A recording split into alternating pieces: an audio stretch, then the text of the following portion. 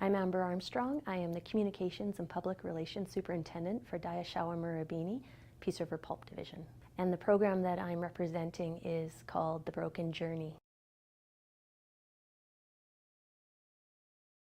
So the overall objective of The Broken Journey is to bring understanding when we're talking about culture. We have an Indigenous community in Canada that has been misunderstood for so many years, for centuries actually. And because of the misunderstanding in a workforce, we start to see challenges with leaders accepting the differences. So what we wanted to do was bring empathy and understanding through a story. And the story was to connect with our Indigenous community, specifically one elder who had a journey, and it was a broken journey. So that's what we were doing.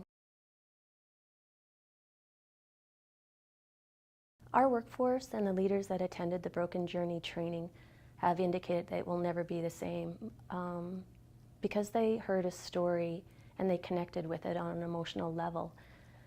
They have muscle memory, and the muscle memory comes from their feeling. We had multiple leaders break down and cry, and this is a blue-collar environment where we don't see a lot of emotion, and to see that result from one man's story of oppression and neglect and pain, and have them understand that through the years and through the centuries of oppression, certain cultures have been left behind, and that for us to help and help rise them up, we need to take a moment and listen to who they are and how they've been affected, because only through our own, I think, emotional connection to them can we then accept what we need to do to help them move to a better place.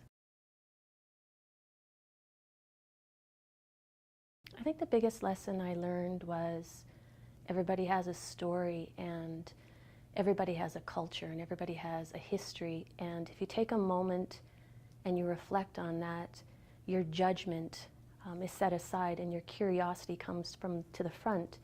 And I think if we work in a world of curiosity, we can take away the anger, and we can take away the judgment and the resentments and the labeling. And curiosity leads all my conversations, and because of that, I get to know the person before I get to know the label. And I think that has fundamentally changed how I look at human resources, and my job is to introduce curiosity to the leadership program. When you talk about measurement, I think it's important to remember that the numbers don't indicate the feelings. When I look at people, the measurement comes from their smiles and their acceptance, and when I hear them repeating what they've heard, for instance, from the Broken Journey about tolerance and challenging some of the stereotypes, the measurement for me comes from knowing that one person was affected, and if one person's affected, then multiple people will start to resonate with that message. And it's a long journey, much like the broken journey of reconciliation of Indigenous people, but the journey starts with one step and one person. So our measurement is to keep the message going, and we know that we have seen results and we will continue to see results. Well, I guess with any journey, there is never an end in sight. Sometimes we come up against barriers, and sometimes we come up against bridges, and what we look at a barrier as is something that we can get over or get around, but we first have to acknowledge that it's there.